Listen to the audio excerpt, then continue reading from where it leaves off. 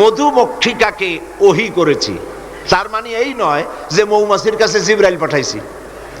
ওহী যখন নবীর ক্ষেত্রে ওহী শব্দ আসে, তার অর্থ হলো প্রত্যাদেশ, জিবরাইলের মারফতে আল্লাহ পাক ওহী পাঠান। আর যখন এই ওহী অন্য কোথাও আল্লাহ ব্যবহার করেন, তার অর্থ হয় গোপন সূক্ষ্ম ইঙ্গিত। যেমন মুসা আলাইহিস সালামের মাকে আল্লাহ পাক ওহী করেছিলেন, এখানে জিবরাইল পাঠান নাই, ইলকা করে দিয়েছিলেন। মৌমাছিকেও তার মনের মধ্যে গোপন ভাবে সূক্ষ্ম ইঙ্গিত আল্লাহ দিয়েছেন, কি আতাখিজি মিনাল জিবালে বুয়ুতা, পাহাড়ে বাসা বানাও, ঘর বানাও পাহাড়ে পর্বতে। যেহেতু মধু হলো একটা মেডিসিন, মধু কি? এই মেডিসিনটা কে বানিয়েছে? আল্লাহ পাকের নির্দেশে। কে বানালো? মৌমাছি বানালো। কাজে এই মেডিসিনটা দিয়ে শুধুমাত্র গাছপালা যে দেশে আছে সেই দেশের মানুষ উপকৃত হোক, তাহলে তো সারা পৃথিবীর মানুষ পাবে না আল্লাহর এই ওষুধ। এই জন্য মৌমাছিকে বলা হচ্ছে পাহাড়ে বানাও। পাহাড় হয় মরুভূমির ভিতরে বেশি হয়, এই পাহাড়ের গায়ে গিয়ে চাক বানাও। ওয়ামিনাস শাজারে, আর গাছে চাক বানাও। ওয়ামিম্মা ইয়ারিশুন, আর বিল্ডিং এর কার্নিশের তলায় গিয়া চাক বানাও।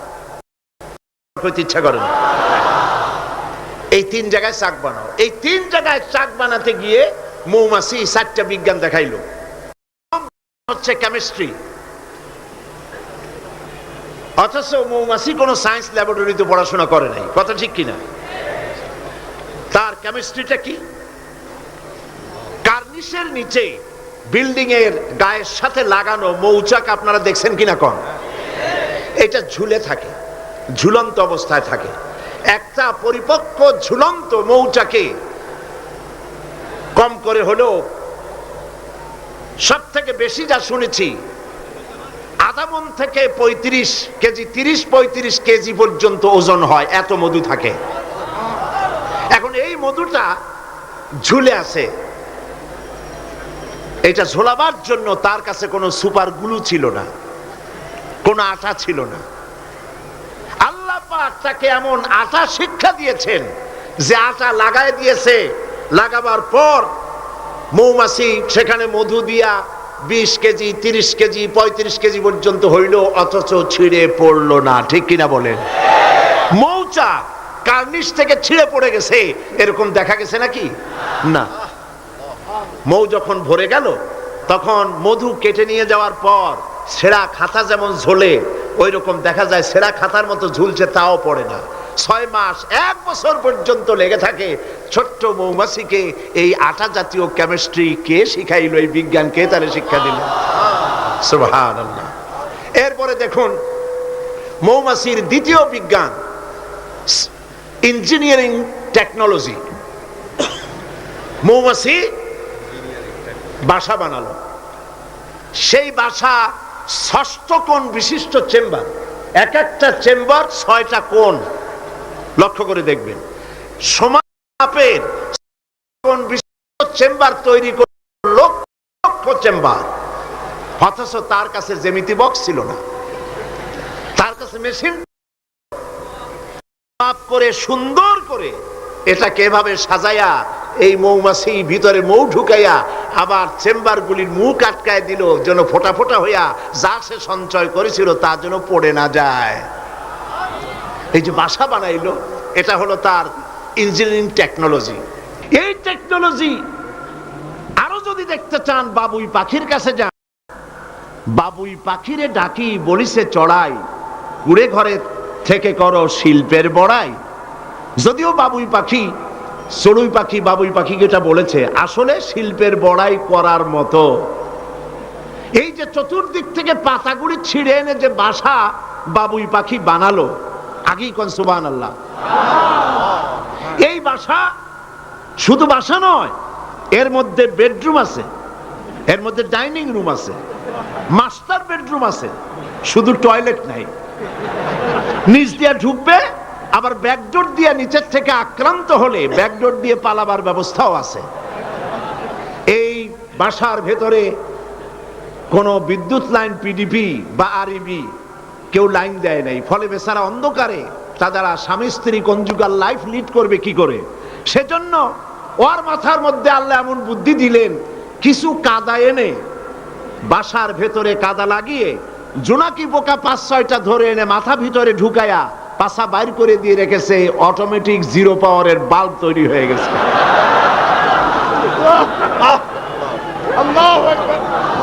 ইঞ্জিনিয়ারিং টেকনোলজি আর কারে বলে?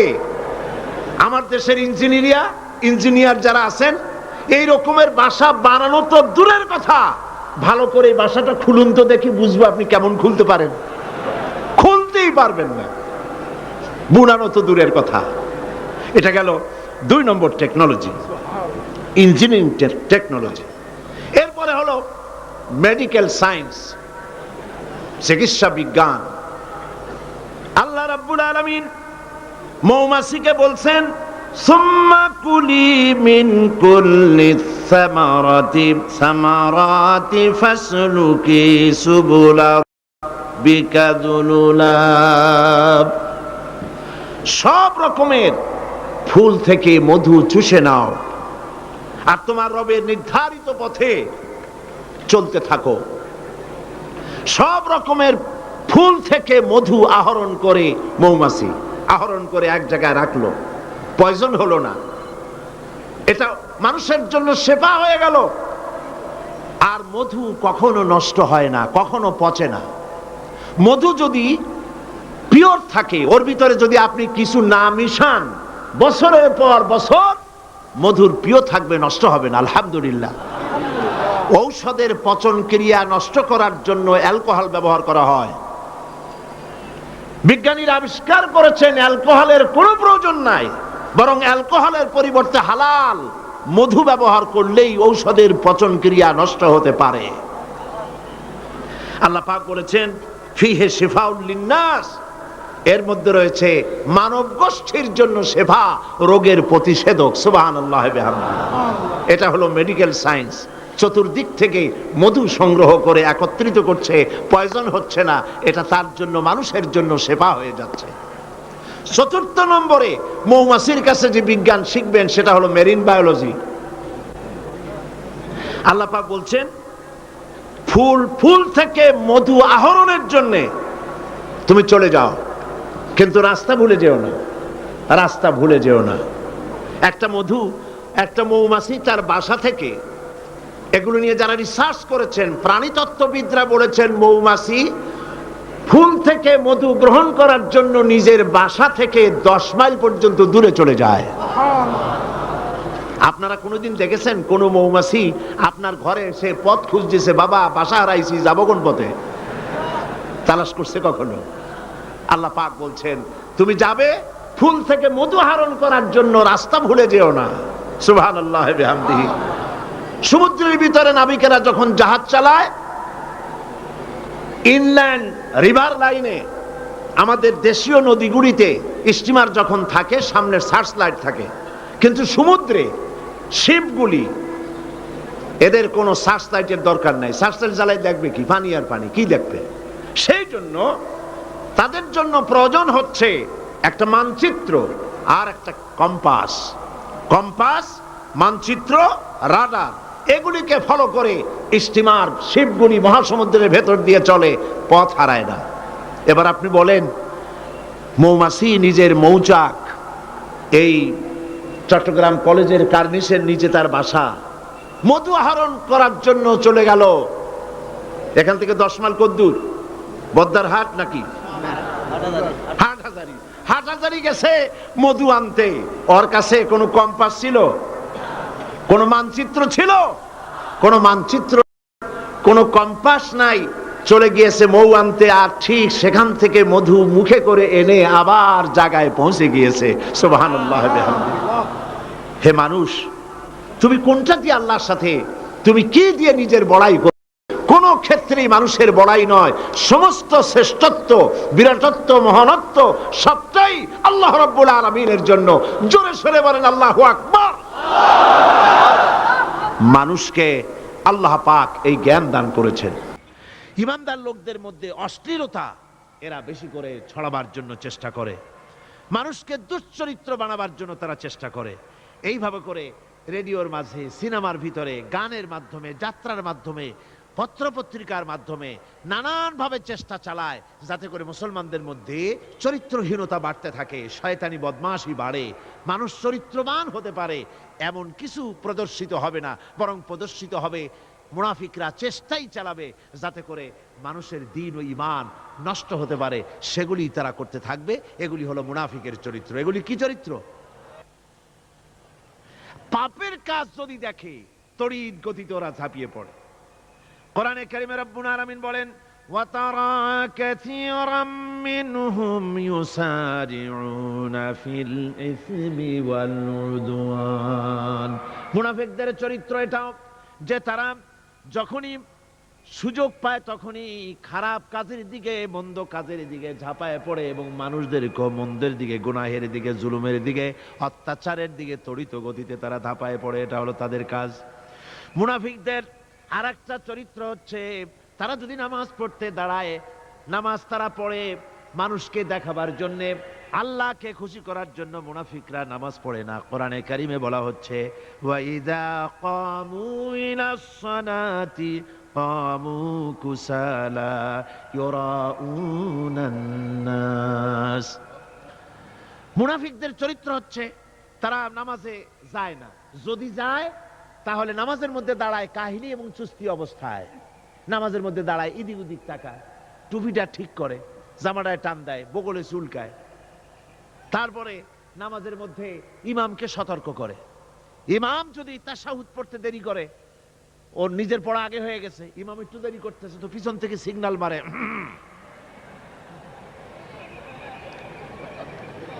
এগুলি নামাজ হচ্ছে, আল্লাহ পাক বলছেন ইউরাউনান নাস, এরা মানুষকে দেখাবার জন্য নামাজ পড়ে, এগুলি আসল নামাজ নয়, এগুলি আসল নামাজ নয়, আল্লাহকে সন্তুষ্ট করার জন্য নয়, এগুলি মানুষকে দেখাবার জন্য তারা নামাজ পড়ে।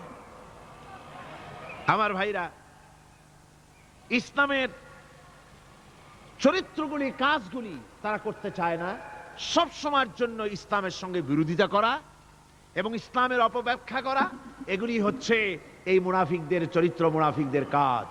মুনাফিকরা চিরটা কাল এভাবে মুসলমানদের সঙ্গে খারাপ ব্যবহার করে এসছে এবং নিজেরা জাহান্নামের পথকে এভাবে তারা করে নিয়েছে। মুনাফিকদের আরেকটি চরিত্র হচ্ছে জিহাদের নাম শুনলে তাদের কলিজা কেঁপে ওঠে। বুঝলেন?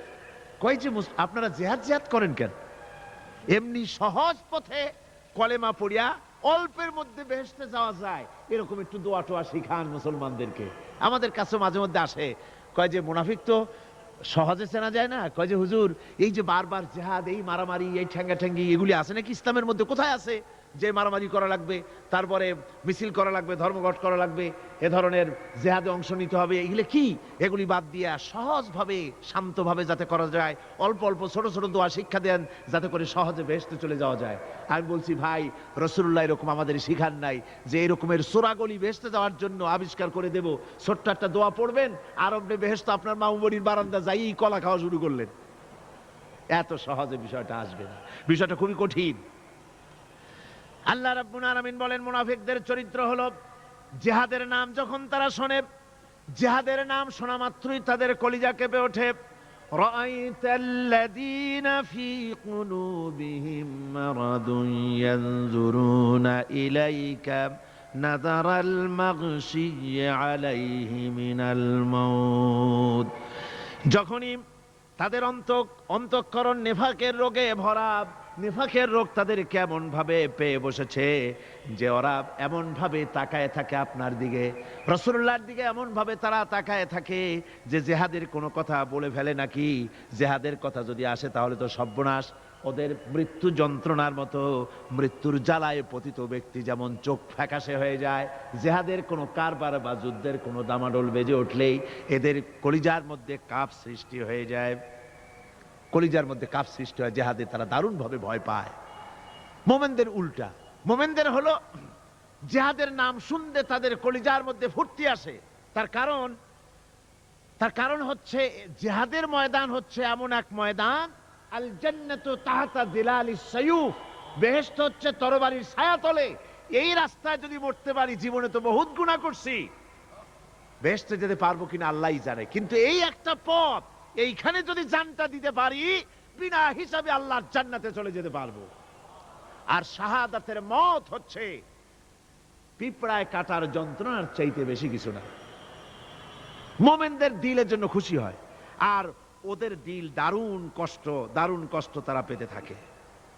এদের অবস্থা হচ্ছে যেখানে দ্বীনের কথা হয় সেখানে তারা চুপ করে বসে কথা শোনে, আর যখন দ্বীন ইসলামী আন্দোলনের কথা আসে, জিহাদের কথা আসে, তখন তারা খুব ভয় পায়া এদিক ওদিক তাকায়। কোরআনে কারিমে ওদের এই চরিত্র সম্পর্কে বলা হয়েছে, وَإِذَا مَا أُنْزِلَتْ سُورَةٌ نَظَرَ بَعْضُهُمْ إِلَى بَعْضٍ هَلْ يَرَاكُمْ مِنْ أَحَدٍ ثُمَّ انصَرَفُوا। এরা কোরআনের আয়াত যখন নাজিল হয় তখন একজন আরেকজনের দিকে তাকাতাকি করে, কি জানি আমাদের ব্যাপারে কোনো আয়াত নাজিল হয়ে পড়ে নাকি, অথবা জিহাদের ব্যাপারে কোনো আয়াত নাজিল হয়ে পড়ে নাকি। কেউ দেখে নাকি এই সব এদিক ওদিক তাকাই আসতে এই জায়গা থেকে কেটে পড়ে, যে আমাদের চরিত্রই তো বর্ণনা করা হচ্ছে, কাজী এখন আর বসা ঠিক না, আস্তে করে কেটে পড়ার জন্য চেষ্টা করে। এটা হলো মুনাফিকদের আর একটা চরিত্র। এরা এইভাবে করে নিজেদের চরিত্রকে প্রকাশ করে ধরা পড়ে, এবং ইসলামের সবচাইতে মারাত্মক ক্ষতি এই মুনাফিকরা চিরকাল করেছে। আল্লাহ রাব্বুল আলামিন বলেন, মুনাফিকদের ব্যাপারে মুসলমানদের বিপদ হলে তারা দারুণভাবে খুশি হয়, আর মুনাফিকদের চরিত্র মুসলমানদের উপকার হলে, ভালো হলে তারা দারুণভাবে অসন্তুষ্ট হয়ে যায়। যখন আর আল্লাহ মুমিনদেরকে সান্ত্বনা দেন, মুমিনদেরকে আল্লাহ পাক সান্ত্বনা দিচ্ছেন মুনাফিকদের ব্যাপারে, কুল লা ইউসিবানা ইল্লা মা কাতাবাল্লাহু লানা হুয়া মাওলানা ওয়া আলাল্লাহি ফালিয়াতাওয়াক্কালিল মুমিনুন। মুনাফিকদের শোনায় দাও। মুমিনদেরকে বলা হচ্ছে তোমরা মুনাফিকদের শোনাও যে তোমরা যে আমাদের ব্যাপারে খুশি হচ্ছ, যে আমাদের বিপদ দেখা, আমাদের চতুর্দিক থেকে বিপদ, মুসলমানদের আজ চতুর্দিক থেকে কি বিপদ, এই বিপদ দেখে তোমরা দারুণ খুশি যে মুসলমানেরা এইবার মার খাচ্ছে, ইসলামী আন্দোলন আর কোমর সোজা করে দাঁড়াতে পারবে না, এইবার শেষ, বুদ্ধি করিয়া যে ষড়যন্ত্রের জালে আটকায় দিছি আর মুক্তি হবে না। এই যে তারা খুশি। আল্লাহ রাব্বুল আলামিন বলেন, মুমিনেরা তোমাদের ঘাবড়াবার কোনো কারণ নাই, তোমরা বলে দাও কুল লা ইউসিবানা ইল্লা মা কাতাবাল্লাহু লানা, তোমরা শোনায় দাও যে আমাদের কিছুই হয় না, আমাদের শুধু তাই হয় যা আল্লাহ রাব্বুল আলামিন আমাদের জন্য লিখে রেখেছেন। আমাদের তাকদীরে যেটা আছে ওটাই হবে, এর থেকে বেশি কিছুই হবে না। তিনি আমাদের মাওলা, তিনি আমাদের মনিব, তিনি আমাদের প্রভু, আর সমস্ত মুমিনদের উচিত সেই আল্লাহর উপরই নির্ভর করা। তবে তোমরা জেনে রাখো, তোমরা আমাদের জন্য যে জিনিসের অপেক্ষা করছো, কুল হাল তারাব্বাসুনা বিনা ইল্লা ইহদাইল হুসনাইন, তোমরা আমাদের জন্য যে জিনিসের অপেক্ষা করতেছো, আল্লাহ বলছেন মুমিনেরা তোমরা বলো, তোমরা মুনাফিকদের বলো যে আমাদের ব্যাপারে তোমরা যে জিনিসের অপেক্ষা করছো তার দুটি ভালোর একটি ছাড়া কি, অর্থাৎ তোমরা আমাদের জন্য অপেক্ষা করতেছো আমরা যেন মরে যাই, আমরা যেন শেকস্ত খাই। তো আমরা যদি পৃথিবীতে মরে যাই তাহলে তো আমরা শহীদ হয়ে গেলাম, আর আমরা যদি বেঁচে থাকলাম তো আমরা তো গাজী হয়ে গেলাম। আমাদের ওই যে হাতি মরার মতো আর বাঁচার মতো, হাতি মরলেও লাখ টাকা, বাঁচলেও লাখ টাকা, আমরা মরলে গাজী, বাঁচলে কি শহীদ, কোন দিক দিয়ে আমাদের ঠগ নাই। সুতরাং তোমরা আমাদের জন্য যে জিনিস অপেক্ষা করো তার দুটো ভালোর একটি ছাড়া কি। আর আমরা তোমাদের ব্যাপারে, তোমরা যেমন আমাদের ব্যাপারে অপেক্ষা করতেছো, আমরাও তোমাদের ব্যাপারে আরেকটা জিনিসের অপেক্ষা করছি, ওয়া নাহনু নাতারাব্বাসু বিকুম আইয়ুসিবাকুমুল্লাহু বিআযাবিন মিন ইনদিহি আও বিআইদিনা, আমরাও তোমাদের জন্য অপেক্ষা করতেছি একটা জিনিসের, তোমরা আমাদের জন্য দুটি জিনিস অপেক্ষা করো, আমরাও তোমাদের জন্য দুটি জিনিস অপেক্ষা করছি। তা হচ্ছে তোমাদের শাস্তিটা আল্লাহ নিজে দিবেন না আমাদের হাত দিয়ে দেওয়াবেন, আমরা সেইটার অপেক্ষা করতেছি। ফাতারাব্বাসু ইন্না মাআকুম মুতারাব্বিসুন, সুতরাং তোমরা অপেক্ষা করতে থাকো, আমরা অপেক্ষা করতে থাকি। ব্যাপারটা কোথায় গিয়ে দাঁড়ায় আসো আমরা সকলে তা লক্ষ্য করি। সুতরাং এই মুনাফিকদের এই হচ্ছে চরিত্র, চিরকাল ইসলামের সঙ্গে বিরোধিতা করা, মুসলমানদের সাথে ঠাট্টা বিদ্রুপ করা, এটাই হচ্ছে তাদের চরিত্র। এই চরিত্র দিয়েই তারা ইসলামকে চিরকাল ক্ষতিগ্রস্ত করে এসেছে। রাসূল পাক সাল্লাল্লাহু আলাইহি ওয়াসাল্লাম এই মুনাফিকদের সম্পর্কে বলেছেন যে মুনাফিকরা হচ্ছে ইদা হাদা গাদারা, যখন তারা ওয়াদা করে সে ওয়াদাকে তারা খেলাফ করে, এটা হচ্ছে মুনাফিকদের একটা চরিত্র। তারপরে তাদের কাছে কোনো জিনিস আমানত রাখলে ইদা উতুমিনা খানা, যখন আমানত রাখা হয় সে আমানতের তারা খেয়ানত করে। তারপরে যখন তারা ঝগড়ায় লিপ্ত হয় তখন তারা পরস্পরকে গালাগালি করে। আর যদি তারা কথা বলে কথার মধ্যে কথায় কথায় তারা মিথ্যে কথা বলে। এই হচ্ছে মুনাফিকদের চরিত্র। এরপরে মুনাফিকরা শুধু রুজি রুটি আর পেট নিয়েই তারা ব্যস্ত থাকে। মুনাফিকদের এই চরিত্র কোরআন এবং হাদিসে আল্লাহ রাব্বুল আলামিন স্পষ্ট করে মানুষের সামনে তুলে ধরেছেন, যাতে করে আমরা মুনাফিকি চরিত্র থেকে রক্ষা পেতে পারি। এই মুনাফিকদের সম্পর্কে সর্বশেষ কথা, আল্লাহ রাব্বুল আলামিন যেহেতু মুনাফিকরা ইসলামের সবচাইতে বেশি ক্ষতি করেছে, সেই জন্য আল্লাহ রাব্বুল আলামিন নবীকে বলেছেন যে আপনি যদি এদের ব্যাপারে ইস্তাগফির লাহুম আও লা তাস্তাগফির লাহুম ইন তাস্তাগফির লাহুম ৭০ মাররাতান ফালান ইয়াগফিরাল্লাহু লাহুম, আপনি যদি এদের জন্য ক্ষমা চান, আর ক্ষমা আপনি নাই চান, এমনকি ৭০ বারও যদি আপনি মুনাফিকদের জন্য আমি আল্লাহর কাছে ক্ষমা প্রার্থনা করেন, আমি আল্লাহ রব্বুল আলামিন মুনাফিকদেরকে ক্ষমা করে দেব না। মুনাফিক হচ্ছে চরমভাবে ক্ষতিগ্রস্ত, দুনিয়াও ক্ষতিগ্রস্ত হবে, আখিরাতেও তারা ক্ষতিগ্রস্ত হবে। আল্লাহ পাকের কত বড় কথা যে কিয়ামত পর্যন্ত মুনাফিকদের জন্য হুজুর সাল্লাল্লাহু আলাইহি ওয়াসাল্লামকে বলা হচ্ছে যে ৭০ বারও যদি তাদের জন্য আপনি আমার কাছে ক্ষমা চান, আমি মুনাফিকদেরকে কখনো ক্ষমা করব না। সুতরাং আমাদেরকে বুঝতে হবে মুনাফিকি চরিত্র সবচাইতে নিকৃষ্ট চরিত্র, আর এই চরিত্রে আল্লাহ পাক সবচাইতে বেশি অসন্তুষ্ট হন। আল্লাহ পাক তাই বলছেন, কাবুরা মাকতান ইনদাল্লাহি আন তাকুলু মা লা তাফআলুন, আল্লাহর কাছে সবচাইতে বেশি ক্রোধ উদ্রেককারী এই ব্যাপারটাই যে তোমরা যা বলো তা তোমরা করো না, এটা বড় মারাত্মক ব্যাপার, আল্লাহ এটাকে সহ্য করেন না।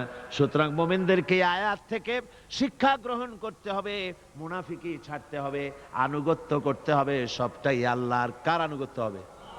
আল্লাহ এবং রাসূলের আনুগত্য জীবনের সকল ক্ষেত্রেই করতে হবে। এটাই মুসলমানদের জন্য ঈমানের সবচেয়ে বড় দাবি।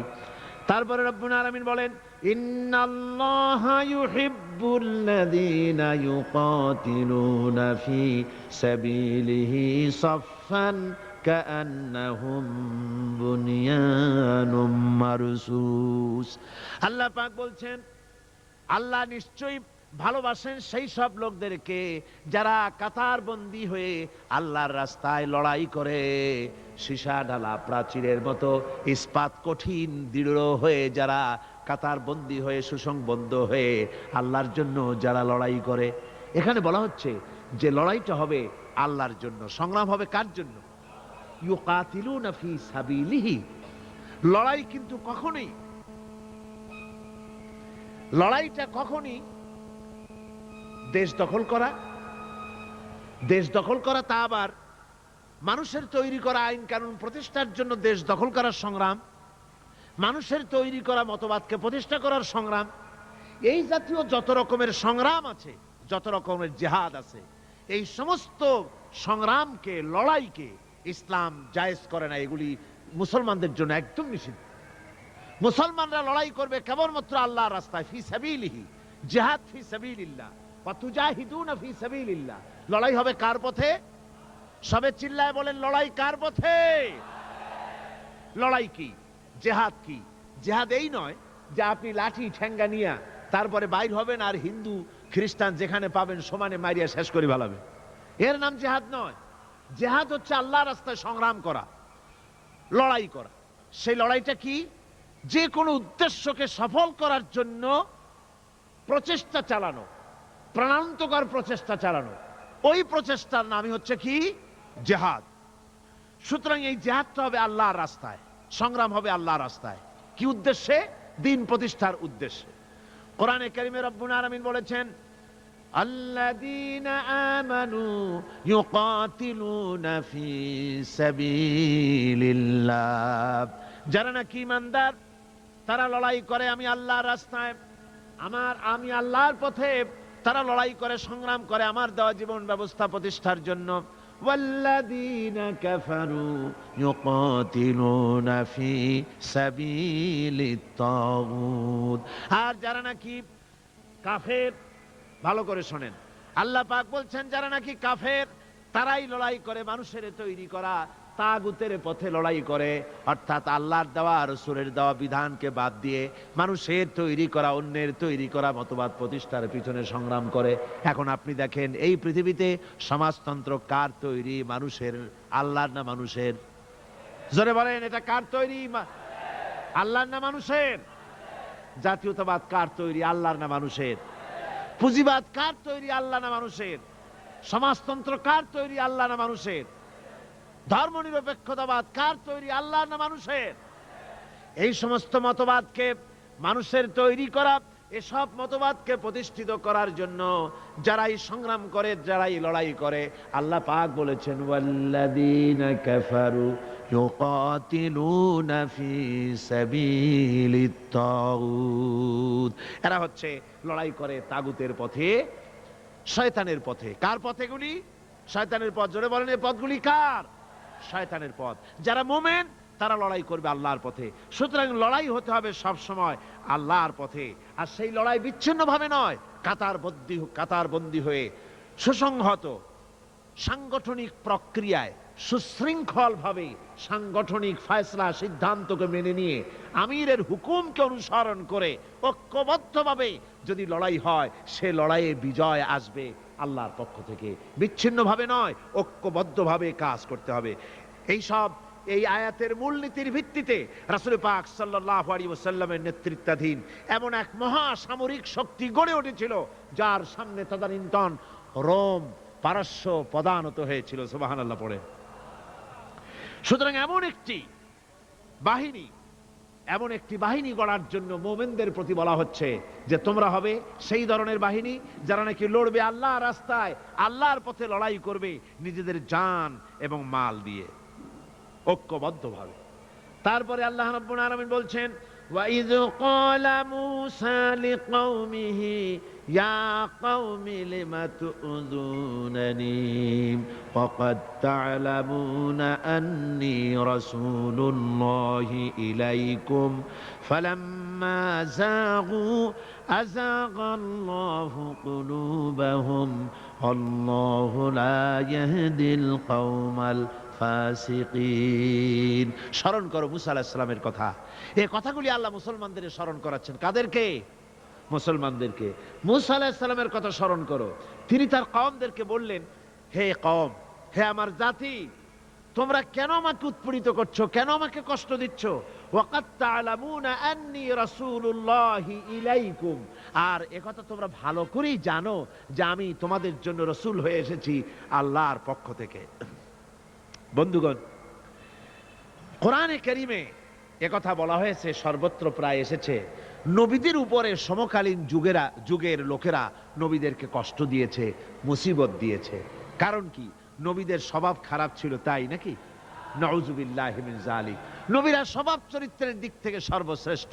নবীদের জন্য সমকালীন লোকেরা ক্ষেপলো কেন? ক্ষেপেছে একটাই কারণ ছিল। নবীদের বিরুদ্ধে ক্ষেপার একটি কারণ, তা হচ্ছে নবীরা দুনিয়ার মানুষের সামনে বলেছেন, ইয়া কওমি ইবুদুল্লাহা মা লাকুম মিন ইলাহিন গায়রু। নবীরা দাওয়াত দিয়েছেন, ও আমার কওম, ও আমার জাতি, এক আল্লাহ ছাড়া কারো গোলামি করা যাবে না, কারো আনুগত্য করো না, দাসত্ব করো, গোলামি করো একমাত্র আল্লাহ রাব্বুল আলামিনের। অন্য আয়াতে এসেছে, আল্লাহ পাক বলেছেন, وَلَقَدْ بَعَثْنَا فِي كُلِّ أُمَّةٍ رَسُولًا আনি ইবুদুল্লাহ ওয়াজতানিবুত তাগুত। আমি এমন কোন জাতি নাই, এমন কোন দল নাই যাদের জন্য নবী প্রেরণ করি নাই। নবীরা গিয়া তাদেরকে বলেছেন এক আল্লাহর গোলামি করো, আর মানুষের দাসত্ব তাগুতের গোলামি বর্জন করো, আল্লাহর গোলামি করো। এই কথা বলার সঙ্গে সঙ্গে তাগুত খেপে গেছে। কে খেপে গেছে? কে খেপেছে? তাগুত সহ্য করতে পারে নাই। তাগুত বলা হয় সেই শক্তিকে, যে শক্তি নিজে শুধু আল্লাহর আইন অমান্য করে বসে থাকে না, অন্যদেরকেও আল্লাহর আইন অমান্য করতে বাধ্য করে। ওরাই খেপে গেল। ওরা খেপে মার আরম্ভ করে দিল। হযরতে মুসা আলাইহিস সালাম মার খেয়েছেন। হযরতে মুসা আলাইহিস সালাম, হযরতে ঈসা আলাইহিস সালাম, ইব্রাহিম আলাইহিস সালাম, নূহ আলাইহিস সালাম, এমন কোন পয়গম্বর আছেন যিনি মার খান নাই? কোরআনে কারীম বলা হচ্ছে ইয়া হাসরাতান আলাল ইবাদ মা ইয়াতিহিম মির রাসূলিন ইল্লা কানু বিহি ইস্তাহজিউন। আফসোস বান্দার উপরে, এমন একজন রাসূলও পাঠাই নাই যার সঙ্গে সমকালীন যুগের লোকেরা ঠাট্টা করে নাই, বিদ্রুপ করে নাই, পাগল বলে নাই। এমন একজনও পাঠাই নাই। যাকেই পাঠিয়েছি তার সাথে সমকালীন লোকেরা ঝগড়া বিবাদ করেছে, মারধর করেছে, অত্যাচার করেছে। বিশ্বকবি, কবি সম্রাট আল্লামা ইকবাল রহমতুল্লাহ আলাইহি বলেছেন, সতীজা কা রহা হ্যায় আজল সে তাইম রোজ, सतेजा का रहा है असल से तायम रोज, चरागे मुस्तफावी से शरारे बुलावीस। মুস্তফার দ্বীপ শিখার সাথে, মুস্তফার দ্বীপ শিখার সাথে আবু লাহাবের অগ্নিস্ফুলিঙ্গের সংঘর্ষ চলে এসেছে। আবহমান কাল থেকে শুরু হয়েছে, আজও চলছে, কিয়ামত পর্যন্ত চলতে থাকবে। তবে কিনা আবু জেহেলের, আবু লাহাবের অগ্নিস্ফুলিঙ্গ নির্বাপিত হয়ে যাবে, আর মুস্তাফা সাল্লাল্লাহু আলাইহি ওয়াসাল্লামের দীপ শিখা জ্বলতেই থাকবে, নিভে যাবে না। সুবহানাল্লাহ পড়ে।